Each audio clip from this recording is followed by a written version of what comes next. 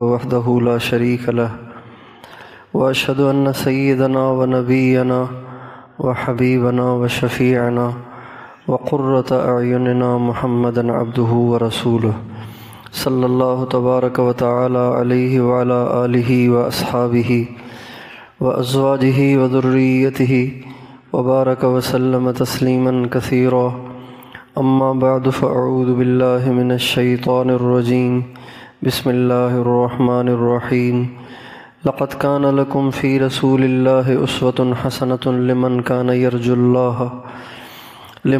يرجو الله واليوم الآخر وذكر الله كثيرا. وقال النبي صلى الله عليه وسلم كل أمتي يدخلون الجنة إلا من أبى قيل ومن يأبى يا رسول الله قال من أطاعني دخل الجنة ومن عصاني فقد أبى. سبحان ربك رب العزة عما يصفون وسلام على المرسلين والحمد لله رب العالمين. اللهم صل على سيدنا محمد وعلى آل سيدنا محمد وبارك وسلم.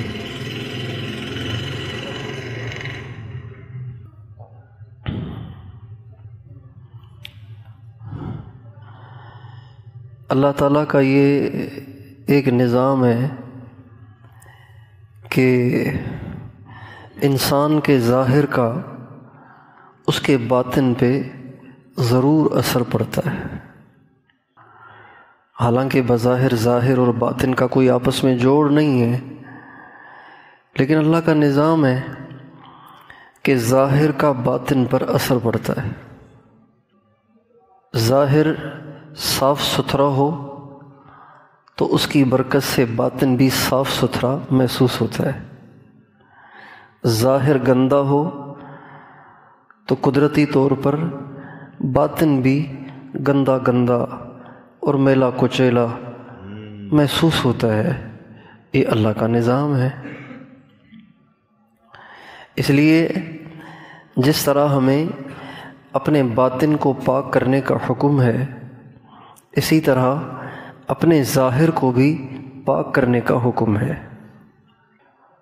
چنانچہ مفسرین کرام فرماتے ہیں کہ اللہ تعالیٰ نے قرآن پاک کے اندر اپنے نبی سے فرمایا، یا ایھا المدثر قم فانذر وربک فکبر وثیابک فطہر والرجز فہجر. تو علماء کہتے ہیں وثیابک فطہر سے حکم ہے ظاہر کو پاک کرنے کا، اور والرجز فہجر سے حکم ہے باطن کو پاک کرنے کا. اور ظاہر کے پاک کرنے کے ہم پہلے مکلف ہیں، باطن کے پاک کرنے کے ہم بعد میں مکلف ہیں. ظاہر کو پاک کرنا آسان ہوتا ہے، باطن کو پاک کرنے میں ٹائم لگتا ہے. چنانچہ ایک دفعہ ایک بہت ہمارے بڑے بزرگ، غالباً حضرت امام ربانی مجدد الف ثانی رحمۃ اللہ علیہ تھے، یا حضرت خواجہ بہاءالدین نقشبند تھے، بہرحال کوئی بڑے بزرگوں میں سے تھے. وہ ایک دفعہ گزر رہے تھے کسی گلی سے، تو جو خشک جگہ تھی وہ تھوڑی سی تھی، باقی جگہ تھی اس پہ گندا پانی کھڑا ہوا تھا. تو وہ جو خشک تنگ جگہ تھی اس پر سے وہ گزر رہے تھے. نماز کے لیے جانا تھا تو وہ اپنے کپڑوں کو بچاتے ہوئے پتلی سی خشک جگہ سے گزر رہے تھے. سامنے سے کتا آ رہا تھا، سامنے سے آ رہا تھا کتا. تو اب کتا بھی خشک جگہ پہ چلنے کی کوشش کر رہا ہے اور یہ بزرگ بھی خشک جگہ پہ چلنے کی کوشش کر رہے ہیں، جبکہ دو کے گزرنے کی گنجائش نہیں ہے. تو ان بزرگوں نے کتے کو اشارہ کیا کہ پانی میں اتر جائے. جیسے کہتے ہیں نا کتے کو اشارہ کرتے ہیں نا، ہمارے یہاں سندھی میں کہتے ہیں کتو. تو کتے کو اشارہ کیا کہ وہ پانی میں اتر جائے. تاکہ میں اپنے کپڑوں کو پاک رکھ کے گزر جاؤں۔ جب کتے کو اشارہ کیا کہ وہ گندے پانی میں اتر جائے تو کتے کو اللہ نے گویائی عطا فرما دی۔ کتا بولنے لگ گیا۔ کتے نے کہا حضرت صاحب اگر میں اتر گیا، اگر آپ اتر گئے تو کپڑے پاک ہوں گے، کپڑوں کا پاک کرنا آسان ہے۔ اگر میں اتر گیا تو آپ کا اندر ناپاک ہو جائے گا، آپ کہیں گے میں بڑا ہوں، کتا گھٹیا ہے اس لیے کتے کو اتار دیا، میں نہیں اترا اس لیے کہ میں تو بڑھیا ہوں نا، میں تو نمازی آدمی ہوں، میں تو انسان ہوں، میں تو بزرگ ہوں۔ کتا نیچے اتر گیا، میں بڑا ہوں اس لیے میں نہیں اترا ہوں۔ اگر میں نیچے اتر گیا تو آپ کا اندر گندا ہو جائے گا، اور یاد رکھیں اندر بڑی دیر سے صاف ہوتا ہے۔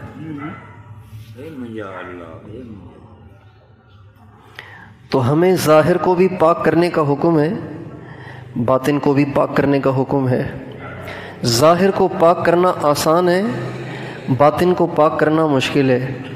ظاہر جلدی پاک ہوتا ہے، باطن دیر سے پاک ہوتا ہے۔ باطن کی طرف توجہ دیر سے جاتی ہے، ظاہر کی طرف توجہ جلدی جاتی ہے۔ تو اس لیے جیسے ہمیں باطن کو پاک کرنے کا حکم ہے، ایسے ہی ہمیں ظاہر کو بھی پاک کرنے کا حکم ہے۔ بہت سے لوگ کہتے ہیں کہ جی دل صاف ہونا چاہیے، تو یہ ان کو شیطان کا دھوکہ ہے۔ کہتے ہیں دل صاف ہونا چاہیے، لڑکیوں کے ساتھ بیٹھے ہوئے ہیں کہہ رہے ہیں دل صاف ہونا چاہیے۔ مولوی صاحب پتہ نہیں آپ کو گندے گندے کیوں خیال آتے ہیں، آپ کہتے ہیں بد نظری ہو رہی ہے، ہم تو بہن سمجھتے ہیں اپنی، دل پاک ہونا چاہیے۔ تو یہ ان کو نفس کا دھوکہ ہے، ان کو نفس کا فریب ہے۔ جب انسان کا ظاہر پاک نہیں ہوگا تو اس کا باطن کبھی پاک نہیں ہو سکتا، یہ پکی بات ہے۔ ظاہر کا باطن پہ ضرور اثر پڑتا ہے۔ دیکھیں نا ایک عام سی مثال لے لیجئے، اگر ہم نے گندے میلے کچیلے کپڑے پہنے ہوئے ہوں، نہائے ہوئے بھی 3 ہفتے ہو چکے ہوں، اور گرمی کا بھی موسم ہو، پسینے کی بو آس پاس والوں کو پریشان کر رہی ہو، اس کیفیت کے ساتھ آپ آ کے نماز پڑھیں، اور پھر اس کے بعد اگلی نماز کے لیے آپ اچھی طرح صابن سے نہائیں، اور پھر کپڑے پہنیں، اور پھر کپڑوں پہ عطر بھی لگائیں، اور کپڑے بھی سفید پہنیں، اور پھر آ کے اگلی نماز پڑھیں، تو اس نماز اس نماز میں زمین آسمان کا فرق ہوگا۔ کیوں بھئی؟ نماز تو یہ بھی تکبیر اولیٰ سے پڑھی تھی، وہ بھی تکبیر اولیٰ سے پڑھی تھی، نماز تو یہ بھی باوضو پڑھی تھی، وہ بھی باوضو پڑھی تھی، یہاں بھی آپ جنابت سے پاک تھے، اس میں بھی جنابت سے پاک تھے، اس میں بھی آپ نے کپڑے پہنے ہوئے تھے، اس میں بھی کپڑے پہنے ہوئے تھے، لیکن نماز کے خشوع خضوع میں کیوں فرق پڑ گیا؟ اس لیے کہ وہاں ظاہر گندا تھا، تو ظاہر کی گندگی کا باطن پہ اثر پڑ گیا اور باطن بھی گندا ہو گیا۔ اس نماز میں چونکہ ظاہر پاک اور صاف تھا تو ظاہر کی پاکی اور صفائی کا باطن پہ اثر پڑ گیا، اور باطن میں بھی نماز کا لطف محسوس ہونے لگا۔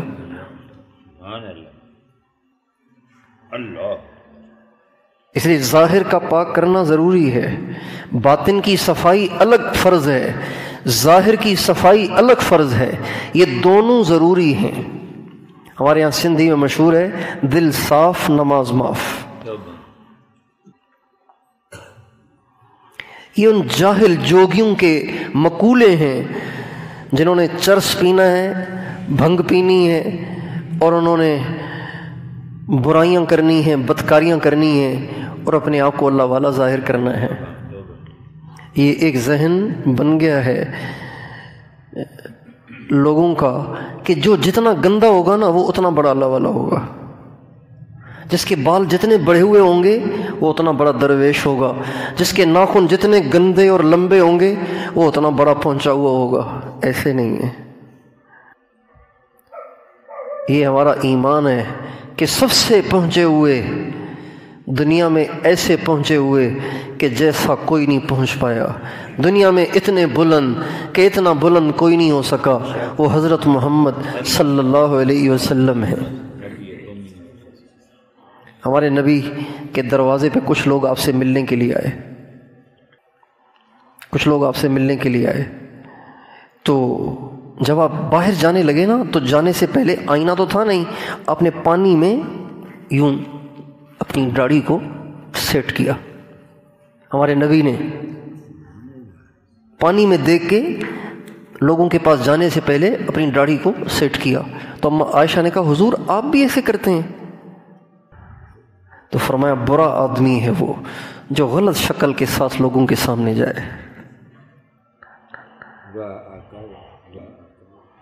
اس لیے ظاہر کا ٹھیک کرنا بھی ضروری ہے، باطن کا ٹھیک کرنا بھی ضروری ہے، ظاہر کو پاک کرنا بھی ضروری ہے، باطن کو پاک کرنا بھی ضروری ہے، ظاہر کی اصلاح بھی ضروری ہے، باطن کی اصلاح بھی ضروری ہے، ظاہر کا تزکیہ بھی ضروری ہے، باطن کا تزکیہ بھی ضروری ہے۔ یہ دونوں الگ الگ فرض ہیں، فرق صرف اتنا ہے کہ ظاہر جلدی بن جاتا ہے، باطن دیر سے بنتا ہے۔ ظاہر تو بعض دفعہ ایک سے روزے سے بن جاتا ہے، سے روزہ لگا کے آ گیا، داڑھی رکھ لی، ٹوپی پہن لی، ظاہر بن گیا، پینٹ شرٹ چھوڑ دی۔ لیکن باطن کے بنانے میں برس برس لگتے ہیں۔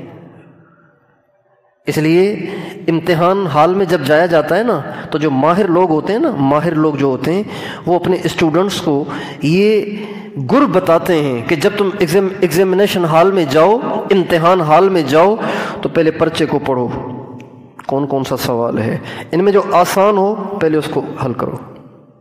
ایسے نہ ہو کہ مشکل میں تم سارا ٹائم ہی لگا دو اور پھر ملے تھے 4 سوال، تم نے پہلے میں ہی سارا ٹائم خرچ کر دیا تو تم تو فیل ہو جاؤ گے۔ لیکن اگر 2 آسان ہیں 2 مشکل ہیں، آپ نے 2 آسان جلدی جلدی حل کر لیے، مشکل کا بھی آدھا حل کر لیا تو آدھے سے تو زیادہ پرچہ حل ہو گیا نا، تو پاس ہو جاؤ گے۔ ظاہر کا بنانا آسان ہے، باطن کے بنانے میں ٹائم لگتا ہے۔ ظاہر جلدی بنتا ہے، باطن دیر سے بنتا ہے۔ ظاہر الگ فرض ہے، باطن الگ فرض ہے، یہ دونوں فرائض جمع کرنا ضروری ہے۔ ظاہر کے پاک کرنے کو، ظاہر کے بنانے کو شریعت کہتے ہیں۔ کیا کہتے ہیں؟ شریعت۔ کیا کہتے ہیں؟ شریعت۔ اور باطن کے بنانے کو طریقت کہتے ہیں۔ کیا کہتے ہیں؟ طریقت۔ ظاہر کے بنانے کو شریعت کہتے ہیں اور باطن کے بنانے کو تصوف کہتے ہیں، باطن کے بنانے کو تزکیہ کہتے ہیں، باطن کے بنانے کو طریقت کہتے ہیں۔ جو لوگ کہتے ہیں ہم دین پہ چل رہے ہیں، ظاہر کے مکلف ہیں، ہمارا باطن کیسا ہے ہمیں اس کی کوئی ٹینشن نہیں، یہ بھی نامکمل دین ہے۔ اور جو کہتے ہیں اندر صاف ہے باقی خیر ہے، یہ بھی آدھے دین پہ چل رہے ہیں، بلکہ یہ ان کو دھوکہ ہے کہ ان کا دل صاف ہے۔ ان کا دل صاف ہوتا تو ان کا دل ان کو دین پر چلنے پہ مجبور کرتا۔ جس کا باطن صاف ہوتا ہے نا وہ سنت کے خلاف چل ہی نہیں سکتا، اس کا قدم ہی نہیں اٹھے گا۔ ہمارے بزرگ بانی تبلیغ مجدد دوران حضرت مولانا محمد الیاس صاحب رحمۃ اللہ علیہ اپنی زندگی کے آخری ایام میں ان کو اس حال موشن لگ گئے تھے، روزانہ 40 مرتبہ موشن کے لیے جاتے تھے۔ ویسے ہی ساری زندگی انہوں نے بیماری میں گزاری، ساری زندگی بیمار رہے۔ بچپن میں اتنے بیمار ہوئے کہ حکیموں نے پانی بند کر دیا، 7 سال تک پانی نہیں پیا۔ کتنے سال تک پانی نہیں پیا؟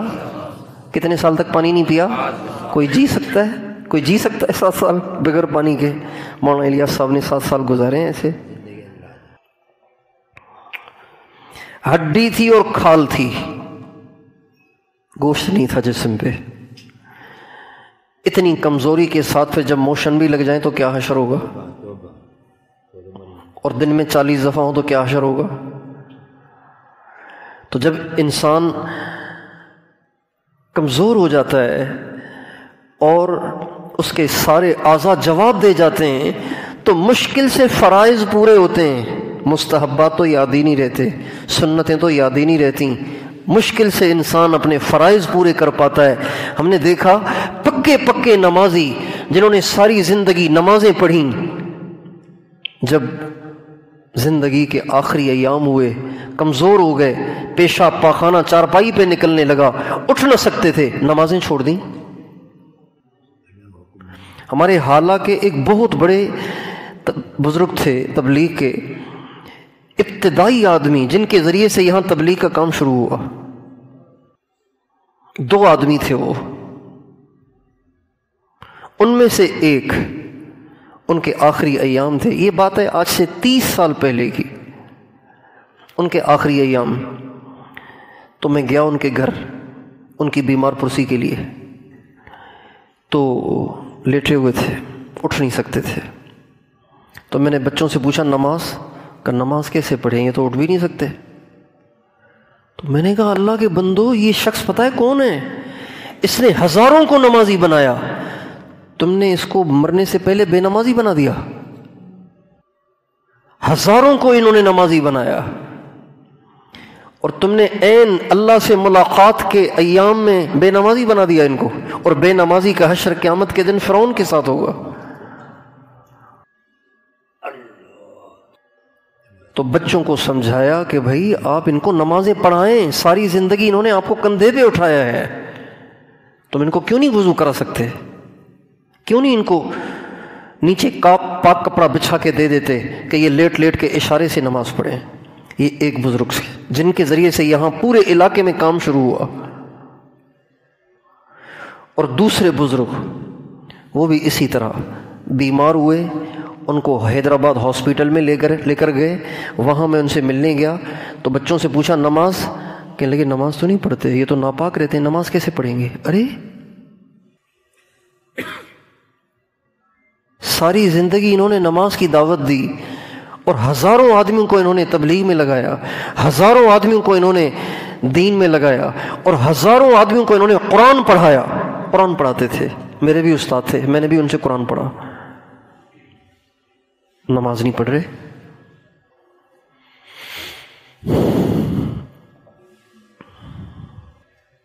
تو بچوں کو ہاتھ جوڑے کہ بھئی اللہ کے واسطے ان کی زندگی بھر کی قربانیوں پہ پانی نہ پھیرو، ان کو نمازیں پڑھاؤ۔ یہ کس پہ بات شروع ہوئی ہے؟ حضرت مولانا الیاس صاحب رحمۃ اللہ علیہ۔ ہائے ہائے، میں نے کہا نا جب انسان کمزور ہو جاتا ہے تو سنتیں مستحبات تو کیا فرائض بھی بڑے مشکل سے پورے ہوتے ہیں۔ مولانا الیاس صاحب رحمۃ اللہ علیہ زندگی بھر بیماریوں میں گزاری، اور ہڈی اور کھال سے بنے ہوئے، اور 40 دفعہ روزانہ موشن، کیا ضعف کا عالم ہوگا، کتنے کمزور ہوں گے اس وقت۔ جن کو موشن ہوئے نا وہ اس کو سمجھ سکتے ہیں۔ ابھی مجھے پچھلے ہفتے میں آیا تھا نا یہاں مجلس میں، تو اس سے پچھلے کراچی میں تھے، تو کراچی میں مجھے موشن لگ گئے، صبح 4 بجے سے لے کر عشاء تک موشن چلتے رہے، اور عشاء کے وقت حال یہ تھا، عشاء اور مغرب اور عصر اور ظہر ان چاروں نمازوں میں حال یہ تھا کہ 2 آدمی مجھے اٹھا رہے تھے، میں 2 آدمی سے بھی نہیں اٹھ رہا تھا، اور عشاء کے بعد تو میں نے چارپائی پہ بیٹھ کے اشارے سے نماز پڑھی۔ یہ ایک دن کا موشن، اور بھی 40 نہیں تھے۔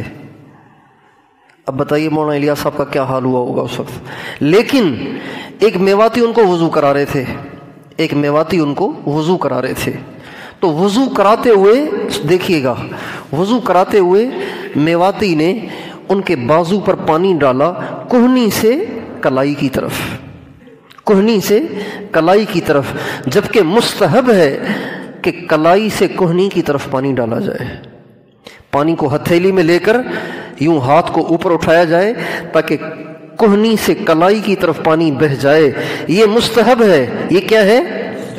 یہ واجب نہیں ہے، یہ مستحب ہے۔ کسی حدیث میں نہیں آیا کہ ہمارے نبی یوں کرتے تھے۔ علماء کہتے ہیں چونکہ اللہ نے قرآن میں کہا ہے فَاغْسِلُوا وُجُوهَكُمْ وَأَيْدِيَكُمْ إِلَى الْمَرَافِقِ، اپنے چہروں کو دھوو، اپنے بازوؤں کو دھوو کہنیوں تک، تو اللہ نے کہنیوں کو انتہا بنا دیا، تو اشارے سے ثابت ہوا کہ اللہ کو یہی پسند ہے کہ پانی یہاں سے بہا کر یہاں لایا جائے۔ یہ ہو گئی اشارۃ النص، اشارے سے پتہ چلا کہ یہاں دھونے کا طریقہ یہ ہے، صراحتاً نہیں بتایا گیا، نہ حدیث میں آیا ہے، لیکن یہ بھی مستحب بن گیا۔ جب میواتی نے مولانا الیاس صاحب رحمۃ اللہ علیہ کی کہنی سے کلائی کی طرف پانی ڈالا تو مولانا الیاس صاحب کی چیخ نکل گئی اور فرمانے لگے اس عمر میں مجھے کافر بناؤ گے؟ اس عمر میں مجھے کیا بناؤ گے؟ وہ سمجھتے تھے کہ اللہ کی پسند کو چھوڑنا میرے نزدیک تو کفر ہے۔ جب اللہ نے کہہ دیا ہے الی المرافق، دھونے کی انتہا کہنی ہونی چاہیے، دھونے کی ابتدا کلائی سے ہو اور انتہا کہنی تک ہو، تو جب اللہ نے کہنی تک کہا ہے تو پھر کلائی تک میں کیوں کروں؟ لہذا فرمانے لگے تم مجھے اس عمر میں کافر بناؤ گے؟ چیخ پڑے۔ اس سے آپ اندازہ لگائیں کہ ظاہر کی بھی کتنی ضرورت ہے۔ ظاہر الگ ضروری ہے، باطن الگ ضروری ہے۔ ظاہر کی الگ محنت ہے، باطن کی الگ محنت ہے۔ ظاہر الگ فریضہ ہے، ظاہر کی اصلاح الگ فریضہ ہے، اور باطن کی اصلاح الگ فریضہ ہے۔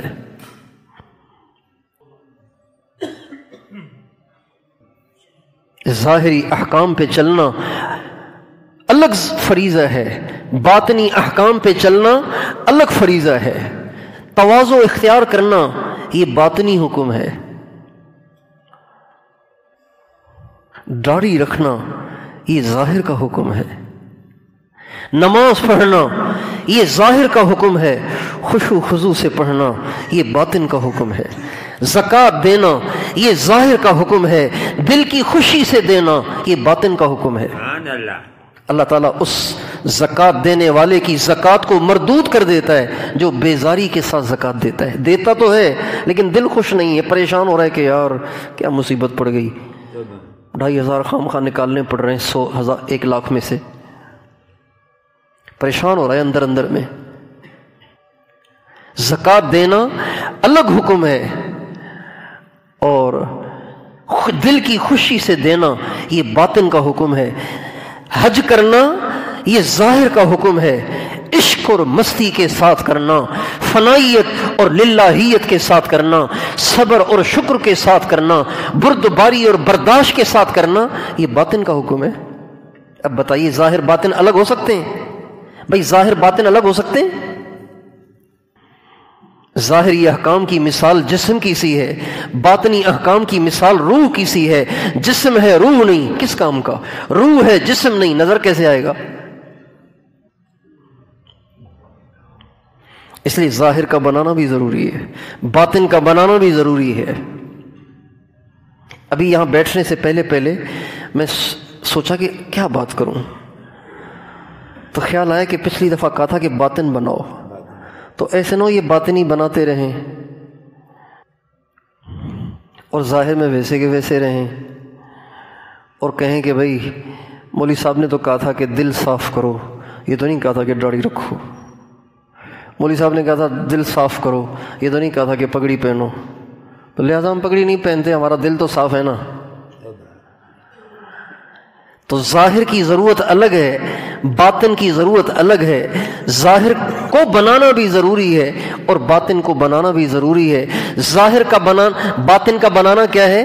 باطن کا بنانا یہ ہے کہ ہمارا باطن حضرت محمد صلی اللہ علیہ وسلم کے باطن کے مشابہ ہو جائے۔ ہمارے نبی میں تکبر تھا، تواضع تھی نا، ہم میں بھی ہونی چاہیے۔ ہمارے نبی میں بخل تھا، سخاوت تھی نا، ہم میں بھی ہونی چاہیے۔ ہمارے نبی میں حسد تھا، ہمدردی تھی نا، ہم میں بھی ہمدردی ہونی چاہیے۔ ہمارے نبی میں کینہ تھا، ہر ایک کے بارے میں دل صاف تھا، تو ہمارا دل بھی ہر ایک کے لیے صاف ہونا چاہیے۔ ہمارے نبی کے اندر غیر کی طرف میلان تھا، عورتوں کو دیکھنا، لڑکوں کو دیکھنا، خوبصورت چہروں کو تکنا، یہ ہمارے نبی میں تھا۔ ہمارے نبی کا دل پاک صاف تھا، ہمارا دل بھی پاک صاف ہونا چاہیے، غیر کی طرف مائل نہیں ہونا چاہیے۔ ہمارے نبی کے دل میں دنیا کی محبت تھی نہیں تھی، آخرت کا شوق تھا، جنت کا شوق تھا، اللہ کا شوق تھا، اللہ سے محبت تھی، ہمارے دل میں بھی ہونی چاہیے۔ باطن کا بننا کیا ہے؟ یہ بھی سن لیجئے، غور سے سنیے۔ باطن کا بننا یہ نہیں ہے کہ دل اللہ اللہ کہنے لگ جائے، یہ دل کو اللہ اللہ، دل کا اللہ اللہ کہنا یہ تو نورانی قاعدہ ہے، جب دل اللہ اللہ کرتا ہے تو پھر بننا شروع ہوتا ہے. یہ نہیں کہ اگر کسی کو مراقبے میں بیٹھنے سے محسوس ہو رہا ہے کہ دل اللہ اللہ کہہ رہا ہے تو وہ سمجھے کہ میرا باطن بن گیا. نہیں، باطن نہیں بنا. ابھی تو آپ نورانی قاعدہ پڑھ رہے ہیں، ابھی تو الف بیتے پڑھ رہے ہیں. یہ دل اللہ اللہ کرتا رہے گا، دن کو بھی کرے گا، رات کو بھی کرے گا. تو آہستہ آہستہ پہلے آپ کے اندر سے گناہوں کی رغبت ختم ہوگی. جب گناہوں کی رغبت ختم ہوگی تو نیکی کا شوق پیدا ہوگا. جب نیکی کا شوق پیدا ہوگا تو نیکیاں کرتے کرتے کرتے کرتے ایک وقت آئے گا کہ آپ کا باطن منور ہو جائے گا، مزین ہو جائے گا. تو کتنی سیڑھیاں ہیں. یہ ہماری آخری سیڑھی نہیں ہے کہ آنکھیں بند کر کے بیٹھیں تو دل اللہ اللہ کر رہا ہو. یہ آخری سیڑھی نہیں ہے، یہ پہلی سیڑھی ہے، یہ بھی پہلی تختی ہے، الف بے تے ہے. یہ ہمارے مشائخ نے لکھا ہے کہ اللہ تعالیٰ کے قرب کے درجات کتنے ہیں. بھئی پتہ چلے نا قرب کے درجات کتنے، تاکہ آدمی پھر آخری سیڑھی پہ پہنچنے کی کوشش کرے. اللہ تعالیٰ کے قرب کے درجات کتنے ہیں؟ تو کہتے ہیں ساری دنیا میں بسنے والی جتنی مخلوق ہے نا، ان کے جتنے سانس ہیں نا اتنے اللہ کے قرب کے درجات ہیں. اللہ پاک کے قرب کے جو درجات ہیں اتنے ہیں. ہمارے حاجی صاحب فرماتے تھے اللہ پاک کے قرب کے درجات کی کوئی گنتی ہی نہیں ہے، جتنا زور لگاؤ کم ہے. اس پہ ایک چھوٹی سی بات یاد آ گئی. ایک دفعہ ہمارے حاجی صاحب نکلے رائیونڈ سے. رائیونڈ کی میں ترتیب حاجی صاحب کی یہ ہوتی تھی، فجر کا بیان کرتے تھے 2.5 گھنٹے، 3 گھنٹے، 3.5 گھنٹے ان کا بیان ہوتا تھا. پھر اس کے بعد کمرے میں جاتے، تھوڑا سا لیٹتے، پھر اٹھ کے مشورے میں آ جاتے. 9 بجے مشورہ ہوتا تھا، 9 ساڑھے 9 بجے مشورہ ہوتا تھا. پھر مشورے میں جب بیٹھتے تو شروع ہو جاتے. ان کو عادت تھی اللہ کی بات کرنے کی. 2-2.5 گھنٹے وہاں بیٹھے رہتے. وہاں سے اٹھ کے چلے جاتے ان لوگوں کی ہدایات اور دعا دینے کے لیے، دعا کرنے کے لیے جو گھروں کو واپس جا رہے ہیں. پھر وہیں سے دوڑ لگاتے وہاں آتے جہاں جماعتیں اللہ کے راستے میں نکل رہی ہوتی تھی اور ان کی ہدایات ہو رہی ہوتی تھیں. پھر آخر میں ہدایات دیتے تھے، ان کے لیے دعا کرتے تھے. پھر اس کے بعد سارے مجمع سے مصافحہ کرتے تھے. آخر میں تو مصافحہ چھوڑ دیا تھا، لیکن اس سے پہلے سارے مجمع سے مصافحہ کرتے تھے، ہزاروں آدمیوں سے مصافحہ کرتے تھے. اس طرح سے فارغ ہو کے وہیں سے بیٹھے گاڑی میں اور دوڑ لگائی پشاور کی. کہاں کی دوڑ لگائی؟ پشاور کی. اور پشاور میں جمعرات تھی، پشاور میں مغرب میں پشاور میں پہنچ گئے اور جا کے ممبر پہ بیٹھ گئے. پشاور والوں کے وہم و گمان میں بھی نہیں کہ حاجی صاحب اچانک چھاپا ماریں گے. شب جمعہ میں وہاں پہنچ گئے اور جا کے بیان شروع کر دیا.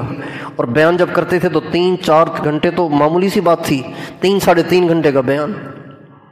جب وہاں سے فارغ ہوئے پھر گاڑی میں بیٹھے، پھر دوڑ لگائی اور سیدھے رائیگڑھ میں فجر کی نماز میں آ کے شریک ہوئے اور فجر کے بعد بیان کرنا تھا.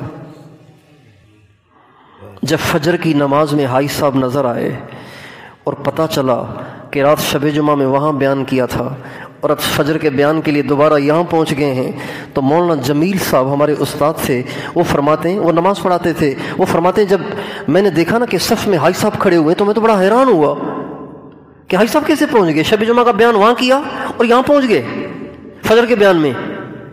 یعنی لیٹے بھی نہیں، سارا دن کل بھی نہیں لیٹے، رات بھی نہیں لیٹے، پھر بیان کرنے کے لیے پہنچ گئے. یہ نہیں کہہ رہے کہ میری طبیعت ٹھیک نہیں، بیان کسی اور سے کرا لو، بیان کے لیے پہنچ گئے. جب بیان کے لیے، جب مولانا جمیل صاحب فرماتے ہیں جب میں نے حاجی صاحب کو دیکھا کہ صف میں کھڑے ہوئے ہیں تو میں قریب ہو کے کان میں کہا، میں نے کہا حضرت ہم تو قیامت کے دن پچھتائیں گے ہی پچھتائیں گے، لیکن آپ جو اتنا کچھ کر رہے ہیں نا اس کے باوجود بھی آپ قیامت میں پچھتائیں گے کہ کاش اور زیادہ کر لیتا. ہم تو پچھتائیں گے ہی پچھتائیں گے، مگر قیامت کے دن آپ بھی پچھتائیں گے کہ اتنا کچھ کیا پھر بھی آپ کہیں گے کاش کچھ اور کر لیتا.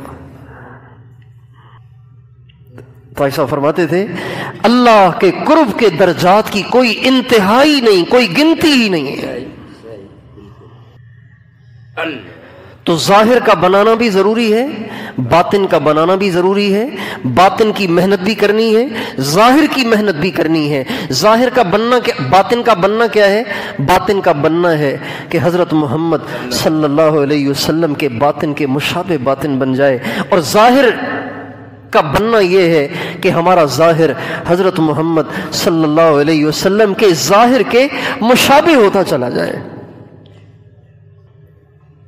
اور دنیا میں ہم آئے ہی ہیں بننے کے لیے، ہم دنیا میں کمانے نہیں آئے، ہم دنیا میں کھانے نہیں آئے، ہم دنیا میں گھر بار چلانے نہیں آئے، ہم بچے جننے نہیں آئے، ہم بچے پالنے نہیں آئے۔ یہ ساری ہماری ضرورتیں ہیں جس کو ہم نے ساتھ ساتھ نبھانا ہے۔ آپ یہاں سے لاہور سامان لینے جائیں گے، لاہور یہاں کاروبار کے سلسلے میں جائیں گے تو لاہور کے راستے میں ناشتے کا ٹائم بھی ہو جائے گا، آپ روہڑی پہ اتر کے ناشتہ بھی کریں گے، اور ملتان میں دوپہر کے کھانے کا ٹائم آئے گا، آپ اتر کے دوپہر کا کھانا بھی خرید کے کھا لیں گے، اگرچہ سیدھا سادہ لیں گے لیکن بہرحال کچھ تو کھائیں گے۔ پیشاب آئے گا تو ٹرین میں پیشاب کی جگہ بھی بنی ہوئی ہے، پیشاب بھی کریں گے، لیکن اس سفر کا مقصد ٹرین کے ٹوائلٹ میں پیشاب کرنا نہیں ہے، اس سفر کا مقصد ملتان کے پکوڑے کھانا نہیں ہے، اس سفر کا مقصد روہڑی میں ناشتے کی چائے پینا نہیں ہے۔ یہ ساتھ ساتھ کے کام ہیں جن کو ساتھ ساتھ چلتے چلتے کرنا ہے، مقصد تو منزل کی طرف جانا ہے۔ اور وہ منزل کیا ہے کہ ہم مرنے سے پہلے اپنے ظاہر اور اپنے باطن کو ایسا بنا لیں کہ جب اللہ سے ملاقات ہو تو اللہ دیکھ کے خوش ہو جائے۔ یہ ہے مقصد، یہ مقصد ہے۔ جب ہم اللہ کے سامنے جائیں، اللہ پاک کے پاس جائیں، اللہ دیکھ کے خوش ہو جائے، آ گیا میرا بندہ۔ یا ایتھا النفس المطمئنہ ارجعی الی ربک راضیۃ مرضیہ فادخلی فی عبادی وادخلی جنتی۔ اے وہ روح جس نے کبھی گناہوں کو سوچا بھی نہیں، جس نے گناہوں سے سچی توبہ کر لی تھی، مطمئنہ اس روح کو کہتے ہیں جس نے گناہوں سے سچی توبہ کر لی ہو، اس کو مطمئنہ کہتے ہیں۔ مطمئنہ کون سی روح کو کہتے ہیں؟ سب بتائیے۔ جس نے گناہوں سے سچی توبہ کر لی ہو۔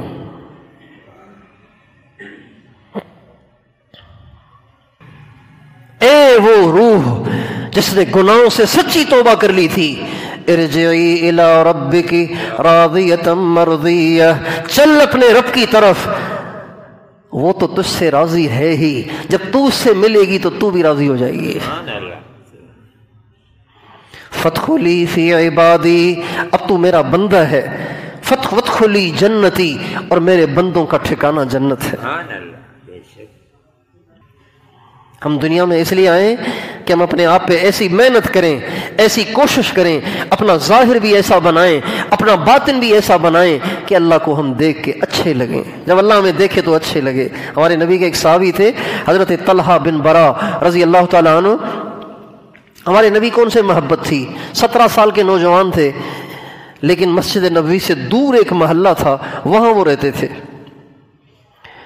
تو کئی دن سے نظر نہیں آئے، تو ہمارے نبی نے صحابہ سے پوچھا طلحہ نظر نہیں آ رہا، تو کہنے لگے جی بہت بیمار ہے۔ فرمایا چلو ہم اس کی بیمار پرسی کرتے ہیں۔ آپ علیہ السلام چلے گئے ان کی بیمار پرسی کرنے کے لیے، گئے تو طلحہ بے ہوش پڑے تھے،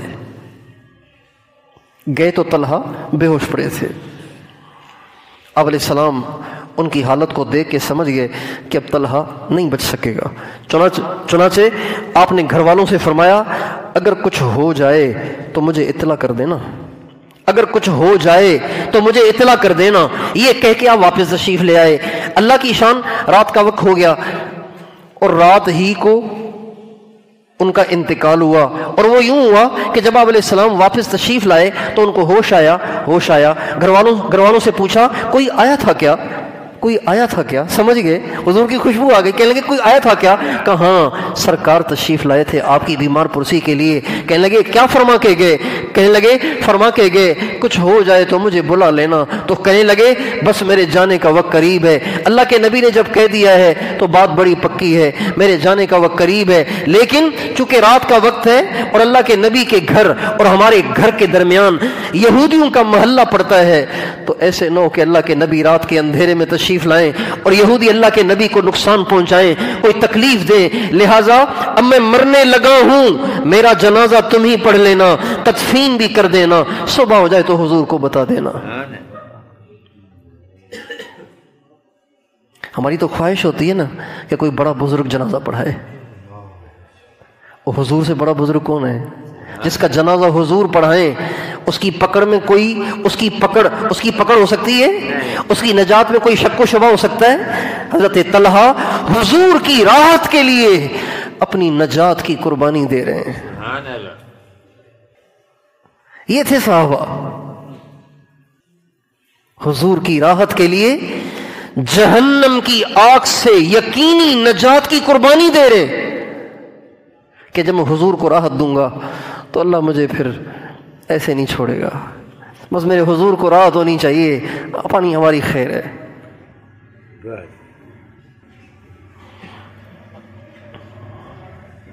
ہمیشہ ایک بات کو ذہن نشین کر لیجئے، ہمیشہ ہمیں اپنے بڑوں کی راحت کو دیکھنا چاہیے، اپنی برکت کو نہیں دیکھنا چاہیے، بڑوں کی راحت کو دیکھنا چاہیے۔ جو لوگ بڑوں کو راحت دیتے ہیں وہ بڑوں کی دعائیں لیتے ہیں، جو بڑوں کو اپنے تابع کر کے ان کی برکتیں لینا چاہتے ہیں تو بڑے ان کے کہنے پہ قدم اٹھا تو لیتے ہیں لیکن وہ برکتوں سے محروم ہو جاتے ہیں۔ اس عاجز نے کئی کتابیں ترتیب دی ہیں، لیکن ان کتابوں میں سب سے زیادہ جس کتاب کو اللہ نے قبولیت دی اور سب سے زیادہ جو کتاب چھپی اور کئی زبانوں میں اس کا ترجمہ ہوا اور کئی ملکوں میں وہ کتاب چلی، وہ ایک کتاب ہے، اس کا نام ہے درود شریف سے مسائل کا حل۔ حالانکہ چھوٹی سی کتاب ہے اور اس پہ میں نے محنت بھی کوئی نہیں کی، یہ سارا کام ایک دن میں کیا ہے، لیکن پتہ ہے اس کی وجہ کیا ہے؟ اس کا سندھی زبان میں ترجمہ ہو گیا، پشتو زبان میں ترجمہ ہو گیا، انگریزی زبان میں، نائجیری زبان میں، اور پتہ نہیں کتنے ملکوں میں، پتہ نہیں کتنی تعداد میں چھپی اور چلی۔ حالانکہ اس پہ کوئی محنت نہیں کی، ایک دن کا کام ہے یہ سارا۔ لیکن اس کی وجہ بتاؤں کیا ہے؟ اس کی وجہ یہ ہے کہ جب یہ کتاب تیار ہو گئی، میں نے اس کو کمپوز کروایا تو میں اپنے حضرت جی کے پاس لے کے گیا، میں نے کہا حضرت اس پر کچھ لکھ کر دے دیں، دعائیہ کلمات لکھ دیں گے تو برکت ہو جائے گی۔ تو حضرت کی طبیعت اس وقت صحیح نہیں تھی، تو حضرت نے فرمایا مولانا ایسے ہی دعا کر لیتے ہیں۔ میں نے کہا جی جیسے آپ کو راحت ہو۔ یوں کر کے ہاتھ اٹھا لیے۔ کیا دعا مانگی مجھے تو یہ بھی پتہ نہیں، لیکن چونکہ حضرت نے ہاتھ اٹھائے اور میں نے حضرت کی راحت کا خیال کیا، یہ نہیں کہا کہ نہیں حضرت یہ قلم لے لیں، 2 حرف لکھ دیں، آپ کی مہربانی ہوگی، لوگ دیکھیں گے کہ بھائی اتنے بڑے بزرگ کی اس پہ تقریض لکھی ہوئی ہے، دعائیہ کلمات لکھے ہوئے ہیں، اس کا مطلب یہ کتاب بہت بڑھیا ہے۔ اس چکر میں نہیں پڑھا، میں نے کہا جی بس لکھ کے دے دیں۔ فرمایا مولانا ویسے ہی نہ کر لیں دعا؟ میں نے کہا بالکل ویسے ہی کر لیں۔ اللہ تعالیٰ نے اس کتاب کو جو ایک دن میں تیار ہوئی ایسی قبولیت دی، اور جن کتابوں پہ سال ہا سال ارک ریزی کی اور دماغ کھپایا، وہ کتابیں 1000 چھپی ابھی بھی پڑی ہوئی ہیں۔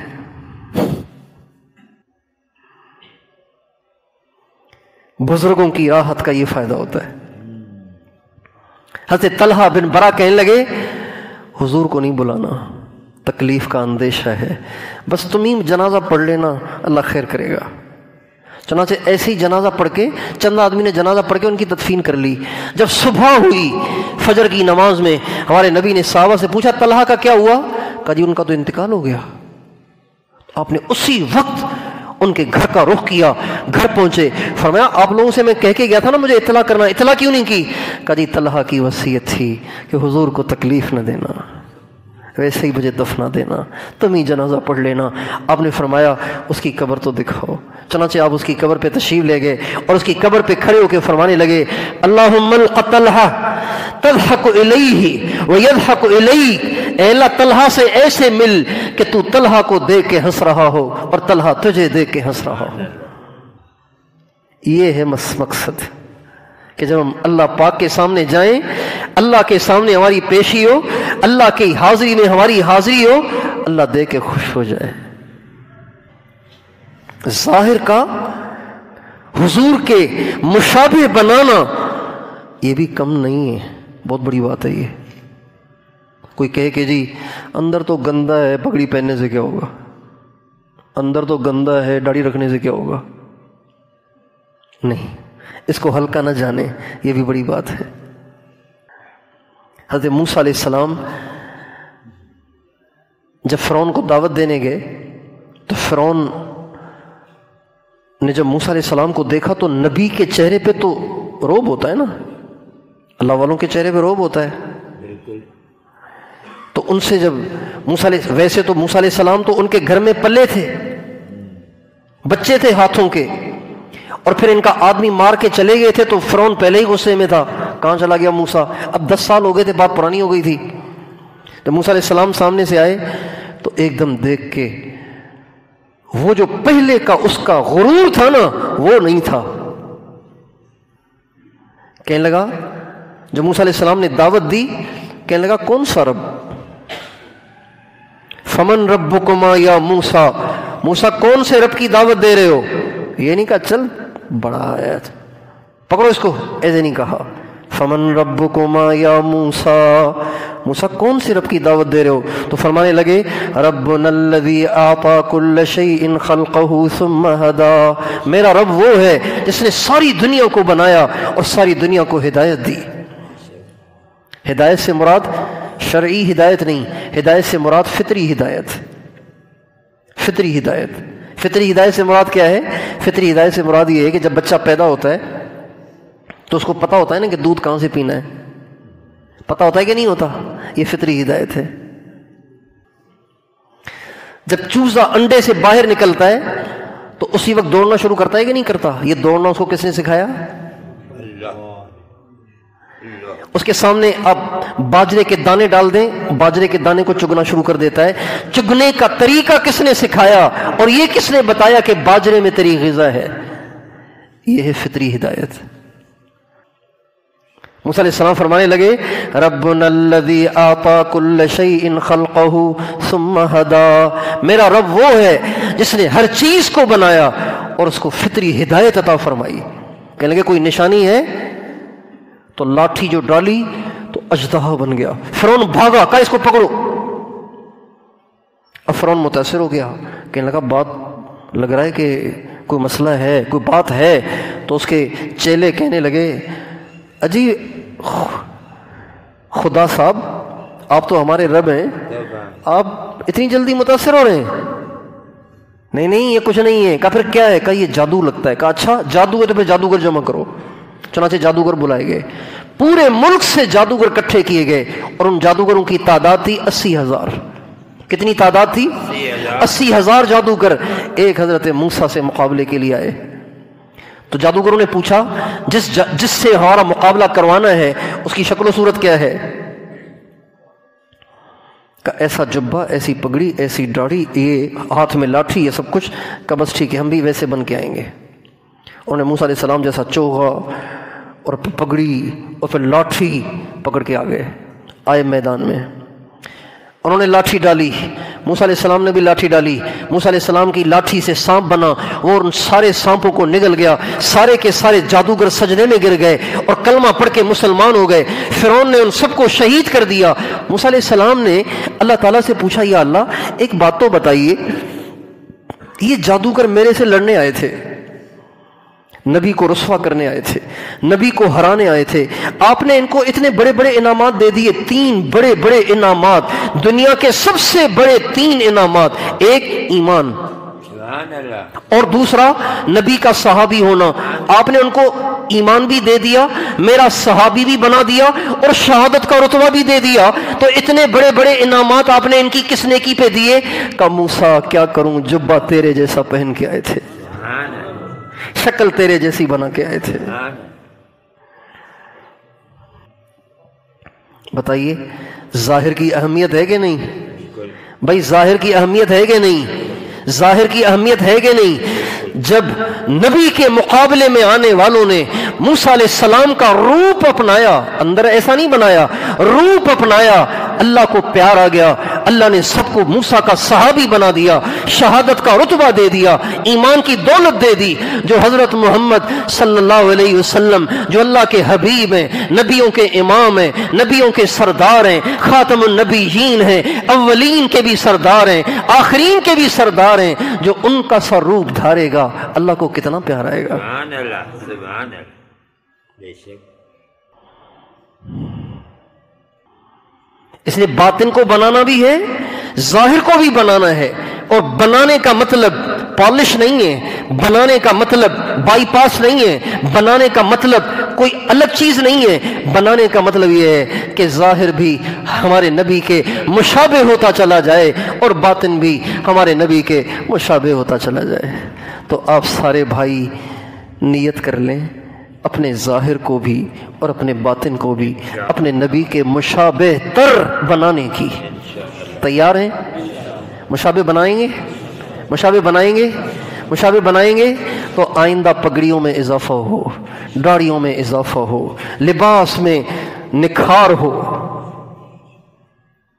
کئی ساتھیوں کو میں دیکھتا ہوں پتہ نہیں کتنے عرصے سے آ رہے ہیں ابھی بھی کف پہن رہے ہیں، کف پہن رہے ہیں، تو دکھ ہوتا ہے یار، اس کا مطلب ہے ہم تو ویسے ہی پتہ نہیں کیا کیا کر رہے ہیں یہاں بیٹھ کے۔ ہمارا ہی قصور ہے بھئی، ہماری زبان میں اتنا اثر نہیں ہے کہ ہم کسی کی زندگی کو بدل سکیں۔ اتنے عرصے سے آ رہے ہیں ابھی تک کف پہن رہے ہیں، آستین نہیں پہن رہے۔ سنت آستین ہے، کف سنت نہیں ہے، کف تو انگریزوں کا ایجاد کردہ ہے، آستین ہمارے نبی کی سنت ہے۔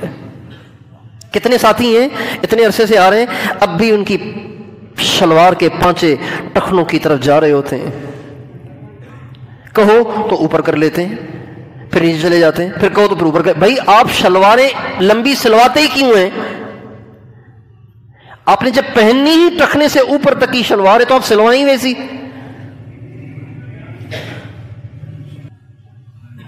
کسی کو آپ نے دیکھا کہ اس نے قمیض سلوالی پاؤں تک اور بعد میں اس کو فولڈ کر رہا ہے؟ آج تک کوئی دیکھا ایسا بیوقوف آدمی؟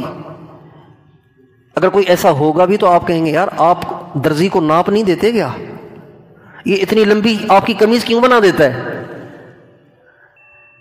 آپ کے کرتے کی لمبائی ہونی چاہیے 46 اور یہ ہے 52، پاؤں زمین پہ گھسٹ رہی ہے، پھر بعد میں آپ اس کو فولڈ کر رہے ہیں اور اس کی سلائی کر رہے ہیں، کیا وجہ ہے اس کی؟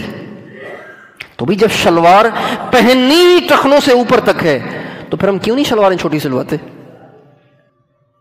کتنے ساتھی ہیں اتنے عرصے سے آ رہے ہیں ابھی تک ٹوپی پہ گزارا کر رہے ہیں، پگڑی نہیں پہنتے۔ کتنے ساتھی ہیں، بڑے دکھ سے کہتا ہوں کتنے ساتھی ہیں جو اتنے عرصے سے آ رہے ہیں داڑھی نہیں رکھتے، حالانکہ داڑھی نہ رکھنا 24 گھنٹے کا گناہ ہے۔ کتنی دیر کا گناہ ہے؟ سب بتائیے، کتنی دیر کا گناہ ہے؟ کتنی دیر کا گناہ ہے؟ سوئے ہوئے بھی گناہ لکھا جا رہا ہے، جاگے ہوئے بھی گناہ لکھا جا رہا ہے، نماز میں بھی گناہ لکھا جا رہا ہے۔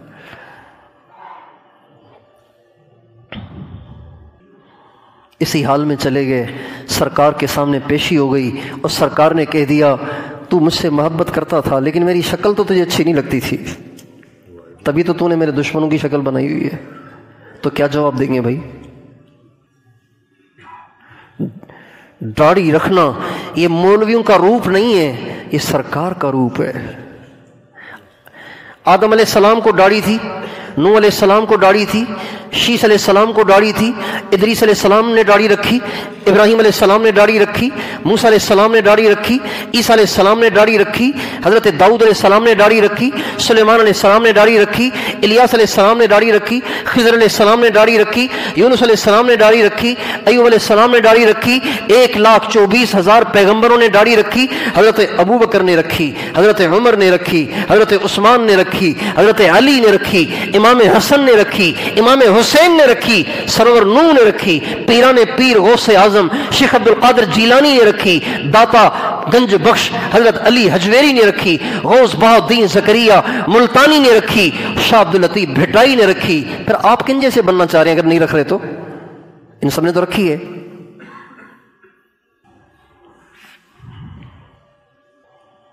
کوئی کہہ سکتا ہے امام زین العابدین کے داڑھی نہیں تھی؟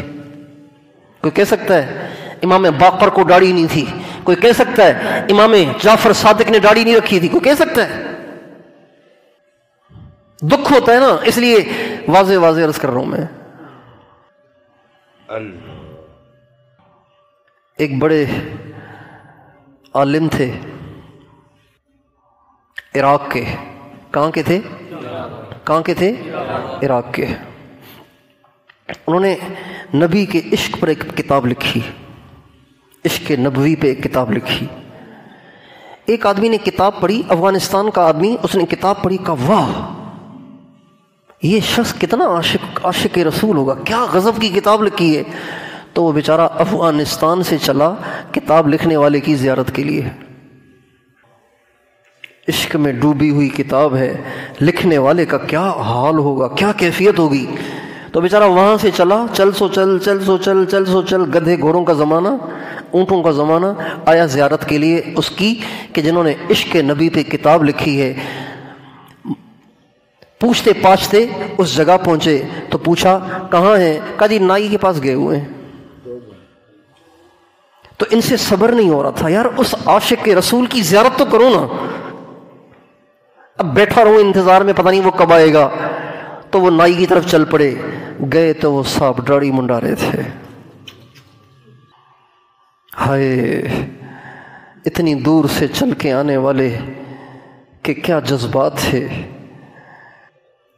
تو اس بیچارے پہ تو جیسے آگ گر پڑی، جیسے گولا گر پڑا، زمین پاؤں تلے کھسک گئی.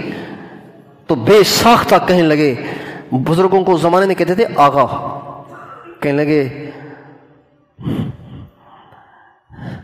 آغا ریشمی تراشی. بزرگ صاحب آپ داڑھی کٹوا رہے ہیں. تو وہ بھی کتاب لکھنے والے تو یعنی باتوں نہیں بھی ہوتے نا، علم ہوتا ہے تو آدمی باتیں بھی زیادہ کرتا ہے. کہنے لگے ریشمی تراشم،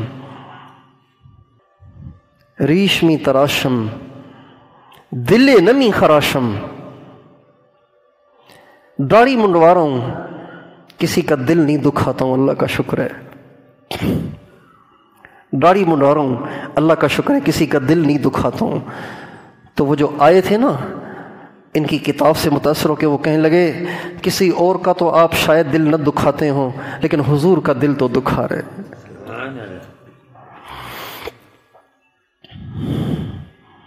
ولیکن دل رسول اللہ می خراشی.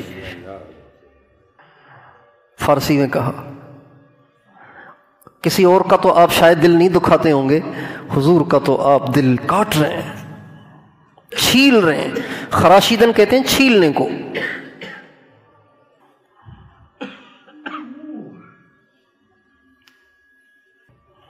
تو بھائیو اپنے ظاہر کو بھی ہم بنانے پہ توجہ دیں.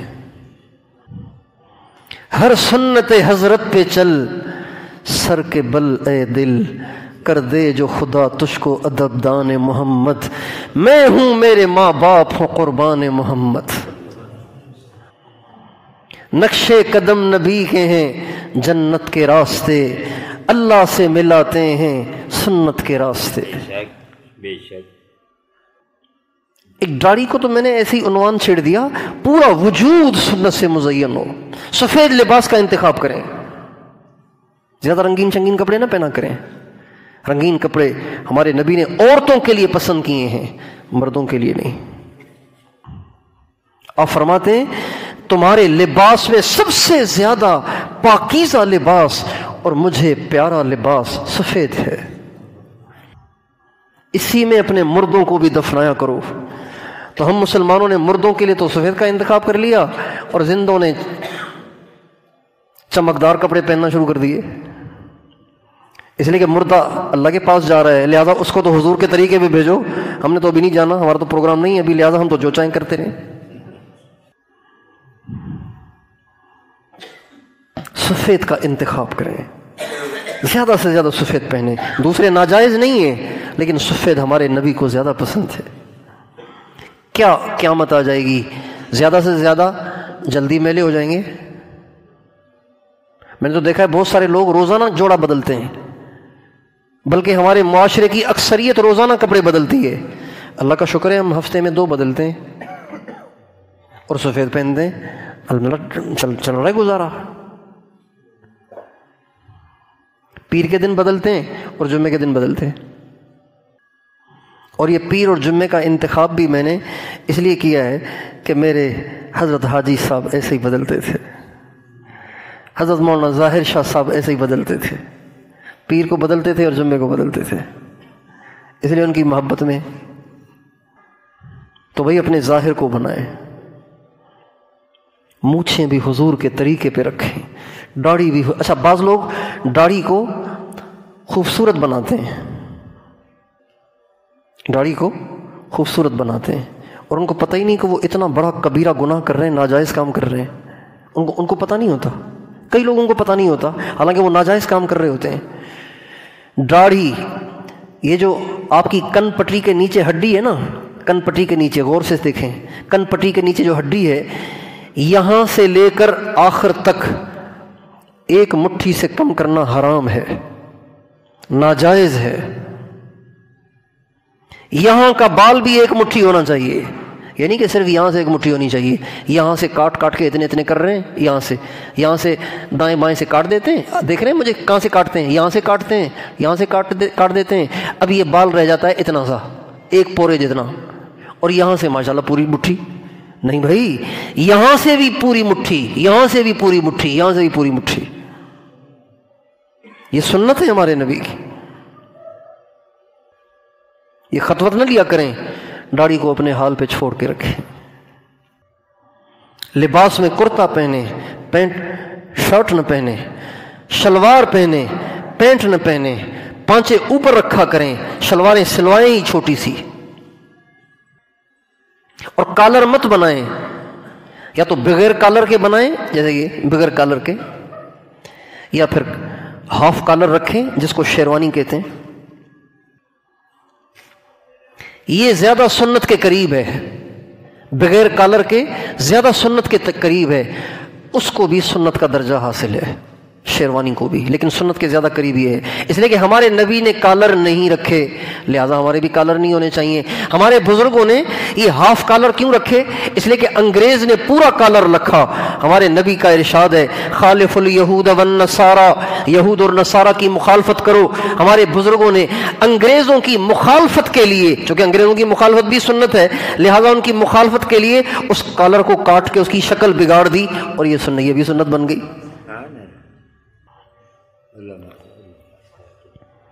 کالر مت رکھیں، آستینے مت رکھیں، اور گول کرتے نہ پہنے، نوکدار کرتے پہنے، اور چھوٹے کرتے نہ پہنے، لمبے کرتے پہنے۔ کرتے کی لمبائی جو ہمارے نبی کی سنت ہے وہ ہے آدھی پنڈلی تک، یعنی گھٹنے سے بھی 6-7 انچ نیچے، انچ کہیں یا انگلیاں کہیں، گھٹنے سے اتنا نیچے، یہ دیکھیں 8 انگلیاں یا 7 انگلیاں، کم از کم 6 انگلیاں گھٹنے سے نیچے۔ بہت سے دیندار ہیں ان کے کرتے گھٹنے پہ، سنت ہے کہ آپ کا کرتا گھٹنے سے نیچے آدھی پنڈلی تک ہونا چاہیے، آدھی پنڈلی تک ہونا چاہیے، اور پگڑی پہنا کریں۔ ہمارے نبی نے ساری زندگی پگڑی پہنی ہے، ہمیشہ پگڑی پہنی ہے۔ کبھی کبھی آپ ٹوپی پہن لیتے تھے، اور ٹوپی بھی آپ سفید پہنتے تھے، اور ٹوپی بھی آپ کپڑے والی پہنتے تھے۔ کون سی ٹوپی پہنتے تھے؟ کون سی ٹوپی پہنتے تھے؟ کون سی ٹوپی پہنتے تھے؟ کپڑے والی نرم ٹوپی جو سر سے چپک جاتی ہے، وہ ٹوپی۔ چونکہ یہ ہمارا جو مجمع ہے یہ تقریر سننے نہیں آتا ہے، یہ تربیت کے لیے آتا ہے، یہ اللہ کی محبت کو پانے کے لیے آتا ہے، اس لیے یہ ساری باتیں تفصیل سے عرض کرنا یہ ذمہ داری ہے ہماری۔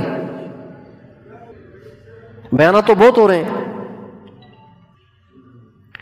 سفید ٹوپی کپڑے والی جو سر سے چپکتی ہے، وہ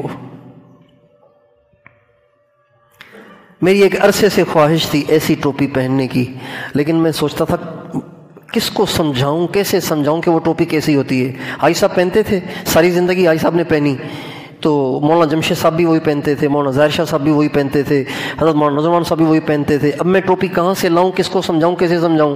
ایک دفعہ ملتان میں ہم تشکیل میں چل رہے تھے چلے میں، تو وہاں ایک قاری صاحب کو دیکھی. میں نے قاری صاحب یہ ٹوپی آپ نے کہاں سے سلوائی، یہ بڑی اچھی، میرے حاج صاحب بھی ایسی پہنتے تھے. کہنے لگے یہ آپ لے لیں. میں نے کہا میں مانگ نہیں رہا ہوں، میں تو ویسے ہی پوچھ رہا تھا. کہ نہیں آپ لے لیں. تو وہ ٹوپی پھر مجھے ملی، پھر ویسی ٹوپیاں میں نے سلوائیں. اور یقین جانیے جس دن وہ ٹوپی مجھے سل کے ملی اور میں نے پہنی، اتنا مجھے سکون، اتنا مزہ آیا، ایسے جیسے میری کوئی وی سی کھلی ہو، اتنی خوشی تھی. آپ کو بھی دکھا دیتا ہوں، یہ میں مستقل جیب میں رکھتا ہوں. یہ ہے وہ ٹوپی، دیکھ رہے ہیں، یہ ہے وہ ٹوپی.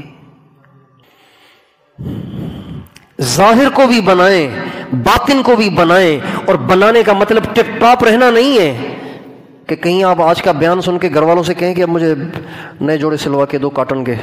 کلف بھی ہونا چاہیے، اس لیے کہ بنانے کو کہا ہے. روزانہ نہانا ہے، شیمپو کی بڑی شیشی بھی لے کر دو، اس لیے کہ بن کے رہنا ہے. بنانے کا مطلب سنت سے مزین ہونا ہے.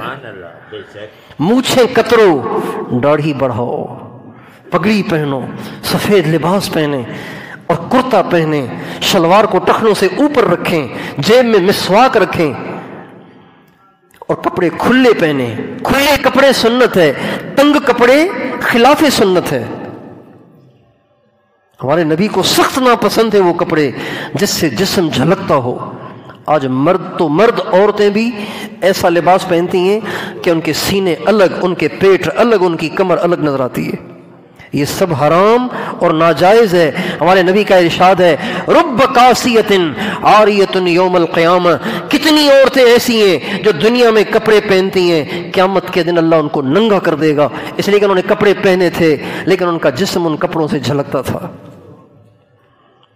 اور آج کل رواج چل رہا ہے، نوجوان کپڑے سلواتے ہیں یہاں سے سینے سے کھلا اور عین کولہے کے پاس تنگ ہو جاتا ہے. دیکھیں کہ نہیں دیکھیں کپڑے یہ نوجوانوں کو، عین ناف کے پاس آ کے تنگ. نوجوان چل رہا ہوتا ہے، اس کی ناف کا سوراخ نظر آ رہا ہوتا ہے کپڑوں میں سے. اتنے تنگ یہاں سے کر دیتے ہیں، اوپر سے چوڑے، نیچے سے تنگ. کیسی یہ شیطانی چالیں ہیں. اس لیے بھائی میں بھی نیت کرتا ہوں، آپ بھی نیت کریں، سر سے لے کے پاؤں تک اپنے نبی کی سنت سے مزین ہونے کا عزم کریں. کون کون عزم کرتا ہے؟ خدا کرے آپ کل سے اپنے روح کو 100% تبدیل کریں.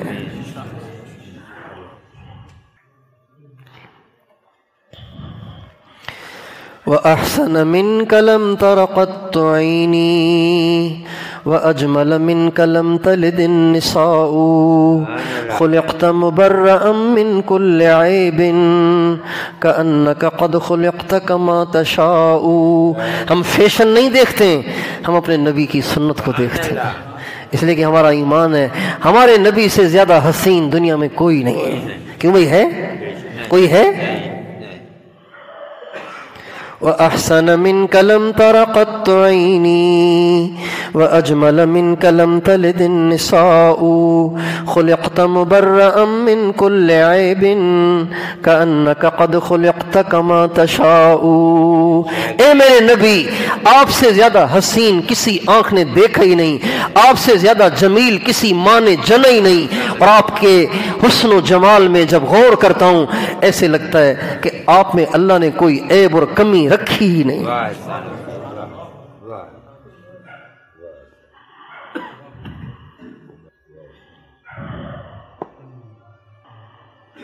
لقد كان لكم في رسول الله أسوة حسنة لمن كان يرجو الله واليوم الآخر وذكر الله كثيرا.